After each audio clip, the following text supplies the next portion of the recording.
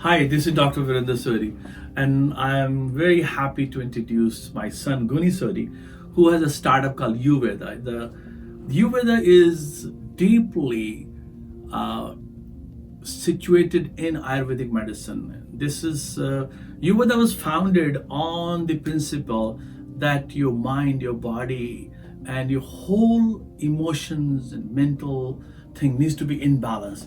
I'm gonna introduce to Gunny, and Gunny, do you can you tell about yourself? Yeah, so thank you so much for the introduction. I am a entrepreneur. I have a company called Ayurveda, which is just basically what Ayurveda means is the knowledge of yourself, because you as in you and then Veda as in knowledge. And it's based off of the principles and foundation of Ayurveda. But beyond that, we're also about education. So you won't just find products on our website or our offerings. It's also about education in the mind, body, and spirit connection and taking Ayurveda further. We basically want to make Ayurveda convenient, accessible, and reliable. And that's kind of what we've done. But today we want to also talk about kind of how yoga, you've probably heard of yoga, but you may not have heard of Ayurveda. And we want to connect the dots and let you guys know that Ayurveda is catching up with yoga. Yoga is clearly mainstream. Every corner has a yoga studio. You've probably met somebody that has done yoga or engaged in a yoga class. But believe it or not, some things you may already be doing have to do with Ayurveda, and you may not even know about it. And that's what we want to talk about today, is how Ayurveda is catching up, how it's even more needed right now after all the pandemic stuff, and even how much stress people are. It's not just the immune system that can be suffered to, it's also the psychological aspect of it. And as you know, the psychological, when you have the stress, it's going to deplete the immune system. So we want to talk about how Ayurveda is the next big thing, and how it's already becoming that, and why. So I think it's a very interesting topic. When I came to this country in 1986, nobody knew what Ayurveda, and the yoga was, it was there was a seed for it. There was few studios in Seattle. I think you can count on the figures that how many studios were in Seattle, and now you see every corner has a yoga studio. Meditation's become huge. Exactly. They teach it at Google, so exactly. It just shows you. Yeah. So. And the body mind medicine. The interesting thing is, it was considered woo woo. Like you're doing something like a weird thing, and you're gonna have they were calling it mind control. Rather than, the people were mislabeling it as a mind control rather than using your mind to make your body healthy. But I think if you look at even in older days, Dr. Wayne Dyer, Tony Robbins, all those high profile people, Dr. Larry Dossey, who actually documented that when people do meditation prayer, people were getting better. So it was just a starting point at that time. Now the stress has become like a mainstream medicine. There is a lots of published data. Dr. Deepak Chopra, talked about a lot about those things too. And actually, when I lead my meditation groups, I tell people your mind is the leader of the body, right. And whatever you think, that's how your body is performing. You actually programming your body to think certain ways, and then that program start to unfold, and now you start to see that what your body is behaving. So it comes a disease or achieving. I think Tony Robbins is a big one. People spend thousands of dollars to just go to a lot of money. But they also get impacted. Exactly. But also, what is the Robin Sharma? Another one. So they have become huge and already just using that Ayurvedic model. Yeah. This is the Ayurvedic body. The yoga was a sister concern of Ayurveda, but it was brought in by Swami Vivekananda coming to USA, and then from there Maharishi Mahesh Yogi. I think Mahesh Yogi was the first who made a big impact on the meditation, and then from there a lot of university professors got very fascinated. They start publishing data. Then Tai Chi and all those, the Eastern philosophy started to become mainstream. Now there's a tons of data, and I think very thankful to the molecular biology, because now you can measure. Previously there was no measurement. We don't have a way of quantifying that what meditation is doing. What do you, when you have this a mantra, people were given secret kind of a code to chant, and what impact that have on the whole body. So It's measurable now. measurable, so we can measure the impact before and after, especially with the molecular biology and the epigenetics markers, they're called SNPs. So my question is, why do you think it is so needed right now, and why do you think people are finally beginning to connect the dots? So one thing, Gunny, is that if you look at the modern medicine has become like a symptom blocker. Yeah. You got a headache, you got a pill. You have a tummy ache, you have a pill. You have leg pain, there's a pill. So it does not solve the problem. Actually, the basic principle is you not trying to cure the disease, you're trying to maintain the symptom, so that it can feed into the loop and people can buy more of that product. That's and true. The people are diabetic, okay, we'll give you insulin, we'll give you some pill, but you never get out of that disease loop. So it really is well suited for the pharma, because now all of a sudden that becomes a number.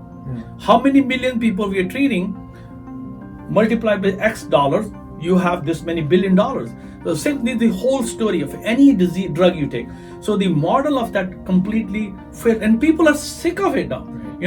People come to me, they will have a 1 blood pressure pill, 6 months later 2, 3, 4. It's not uncommon for me to see for blood pressure, for diabetes, 3 to 4 drugs. And then what happen is the drugs are so stronger, they're working on certain receptors, that receptors get exhausted.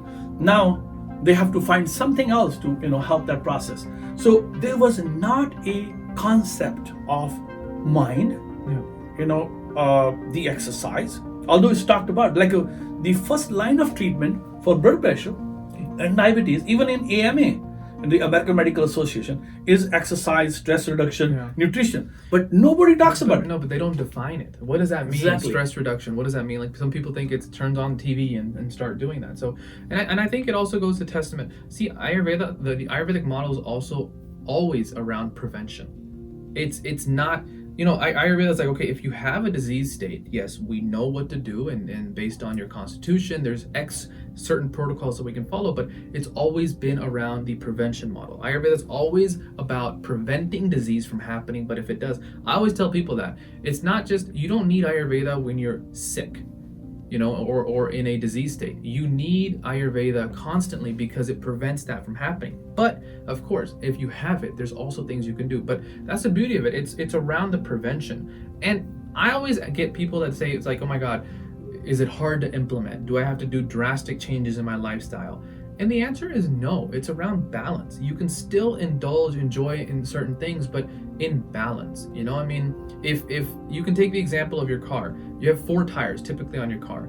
If all of them have the same tire pressure, it's going to be a smooth ride. Now, one of them has a little decreased tire pressure. It's going to impact the ride. It's going to impact your alignment, and it could impact even the quality of the car. That's the same thing. If anything is out of balance in your body anywhere, it's going to start to impact and start to show over slow periods of time. And I think that's the beauty of Ayurveda, is you do simple things, and most of these things are available for free. Like Dad always says, breathing, it's free.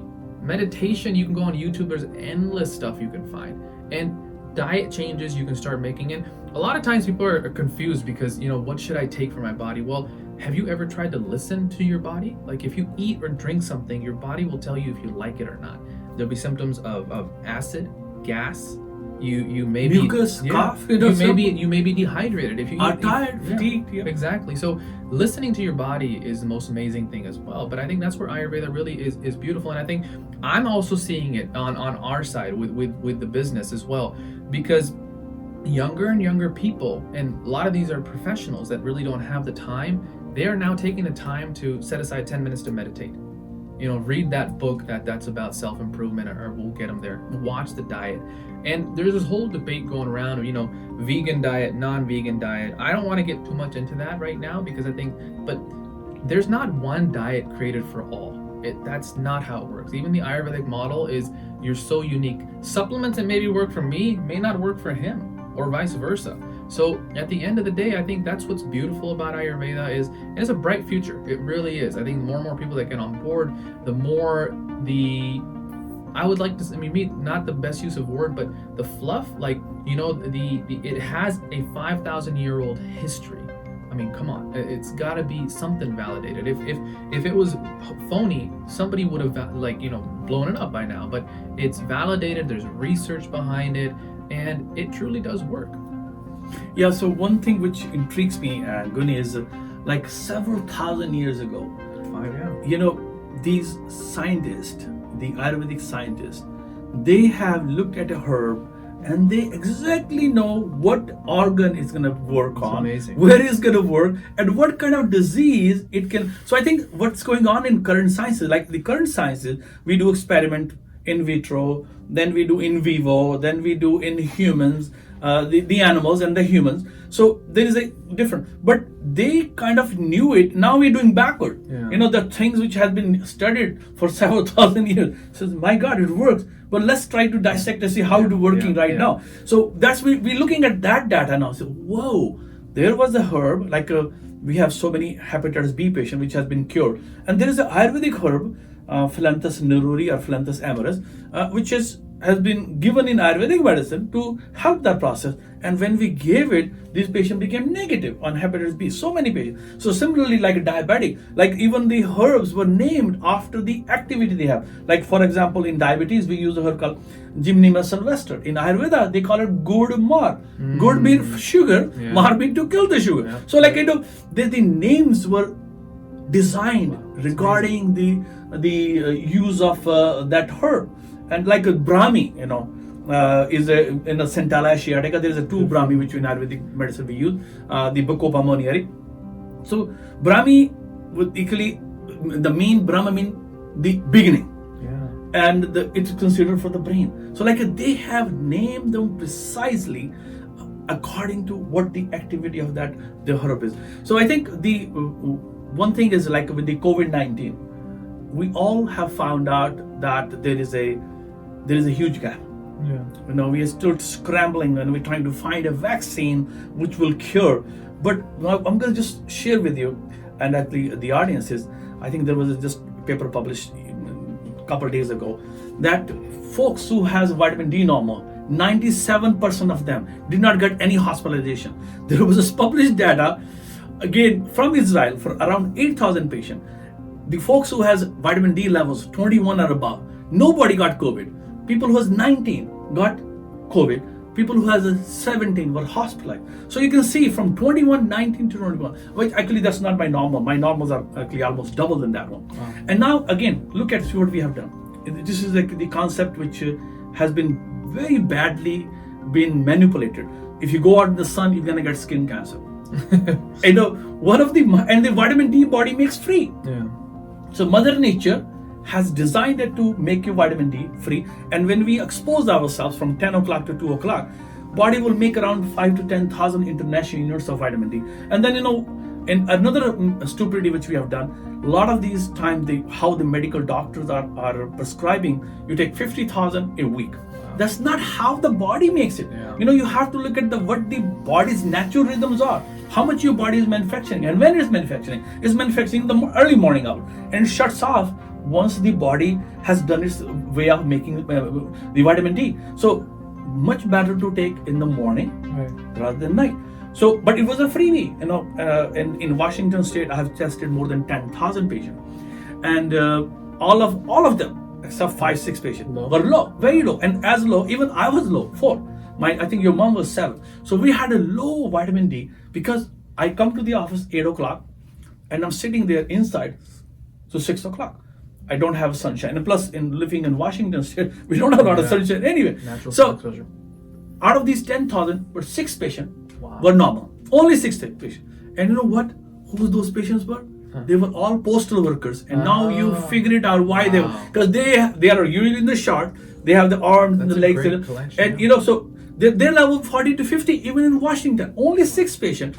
So you can see that we can still get even in Washington. But I don't have that luxury because the profession I'm in. If you're in IT, if you're a professional engineer or whatever, we're sitting inside. We don't have the luxury, so we have to substitute. That's what the Ayurvedic medicine is. Right. If you cannot do it, first thing is do what the Mother Nature wants you to do. If you cannot follow, then you substitute. Then it's a better way.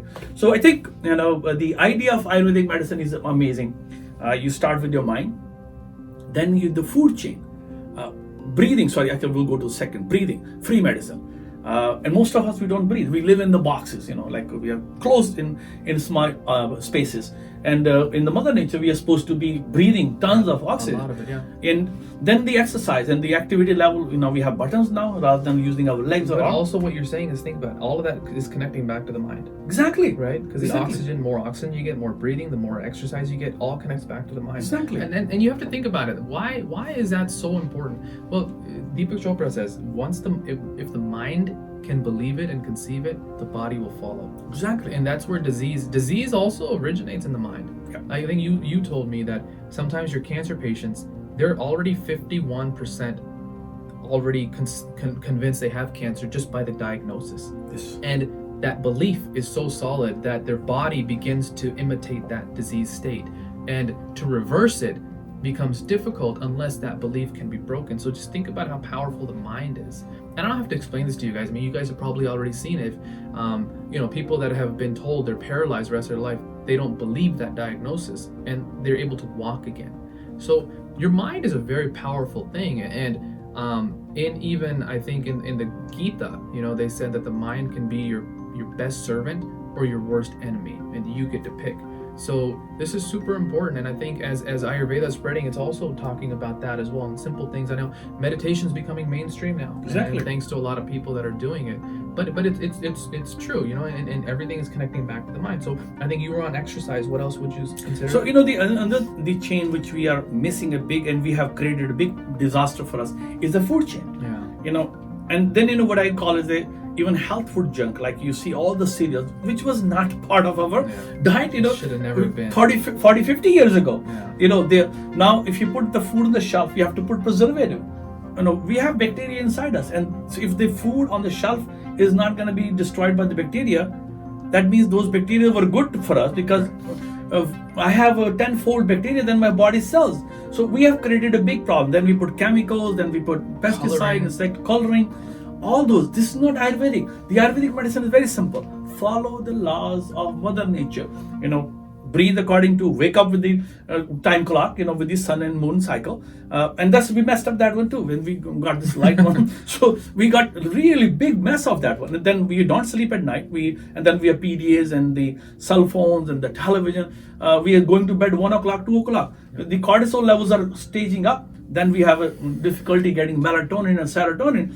And those are the repair crews, and when you're not getting repairs, so we're creating another problem for us. So I think we have created mess for ourselves. So if you want to stay healthy, the simple ways of Ayurvedic medicine is you meditate, you breathe, you do exercise, you eat what Mother Nature made. And in that season, I see a lot of patients who has autoimmune disease, rheumatoid arthritis, lupus, and they get bothered by nightshade family, like a potato, tomato, bell pepper, eggplant type of stuff. But when they eat these vegetables in the season when it grows, there is a way less problem to them. That's interesting. Because the tomatoes are available all year round. That's not the That's not how it works. That's not how the Mother Nature. Because Mother Nature also, I think there is a variation in the bacteria in our gut. This is actually not been published data, but this is my hypothesis. Because the season, if you see certain like fungus, when the fall comes in, there's a huge fungus plum, and when the spring comes, there's a different type of bacteria will grow. So there is, we have so much ecosystem, and we are not following. The Ayurvedic medicine looked at very deeply into those transitions, and this now you're switching from summer to the fall, and you're now switching from fall to the winter, from winter to the spring, and spring to the summer. All those switches are important, and the body was behaving like you look at the animals, nowadays if you look at the cats, dogs, and even the wild animals, they are gonna start getting extra coat in the fall, so they can get ready for the and start slowing down a little bit. Exactly. So all those things, we see Ayurvedic medicine looked at them very deeply, and they study Mother Nature so deeply that this is if we follow these laws of Mother Nature, we are going to be stay healthy. And the principle of Ayurvedic medicine is swasthavrit. You create a circle of health.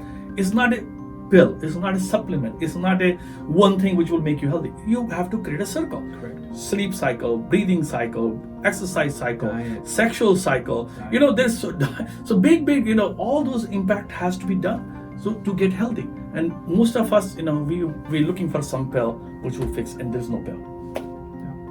Yeah. And that's what's exciting about Ayurveda is that it offers all these benefits. we are all born on this planet to fully thrive in health, fully thrive in whatever we put our minds and passion to. And we're not born to suffer, you know, and unfortunately the people that have to go through it, you know, it is not fun. But there is a prevention model. The Ayurvedic model can help with that. And even when you are in that state, it can also help bring back the body to balance. So we hope this was informative. We hope this was helpful, and we really enjoyed it. I mean, I think we'll continue to connect on why Ayurveda can help and be more specific on certain topics. But is there anything else that you'd like to add? I think I want to tell that, you know, we are born to have bliss. Yeah. You know, in Ayurvedic medicine we call it the Sat Chit Anand. Yeah, Sat is the Chit truth. Ananda, yeah. And when you follow the truth, the bliss is automatically. And the truth of that place, and it can be different from here to different. Like in Australia, the truth is different right now than the truth of Washington State, because we are different. You know, hemisphere we are different. So it's like you follow the simple laws of Mother Nature and you follow the truth of that place, and you are gonna stay healthy. Yep. And you know, you'll be wonderfully blissful. And again, you know, another part of the sad story, we all die. Okay, that is so sure. We should not worry about it. Start living every moment of it, and that's I think why Ayurvedic model and the like Eckhart Tolle has that in the power of now. Start living every moment of it, and we will be all in bliss and wonderful health. Thank you. Namaste. Namaste.